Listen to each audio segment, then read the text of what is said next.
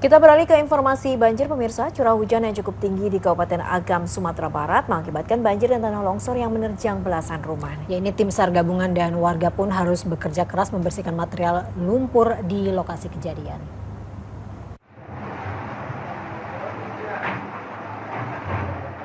Banjir bandang dan tanah longsor menerjang belasan rumah di Tanjung Raya, Kabupaten Agam, Sumatera Barat, Kamis sore. Tidak hanya permukiman warga, luapan air sungai yang membawa lumpur juga merusak satu unit masjid. Akibatnya 13 kepala keluarga terdampak mengungsi ke rumah kerabat terdekat. Tim SAR gabungan yang mendapatkan informasi langsung turun ke lokasi untuk membersihkan material lumpur hingga membuka akses jalan.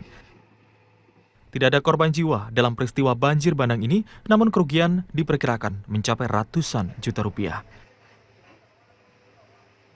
Yang pertama kita selamatkan masyarakat kita dan kita akan carikan solusi jalan yang terbaik sehingga masyarakat yang tinggal di sini juga merasa nyaman. Dan kalau memberikan bantuan untuk baik berupa paket untuk posko dan juga untuk bantuan pertama untuk dapur umum. Pemerintah setempat sudah menerapkan tanggap darurat dan menyalurkan bantuan yang dibutuhkan seperti pakaian dan logistik. Dari Agam, Sumatera Barat, Juabdi Nursyah, RTV.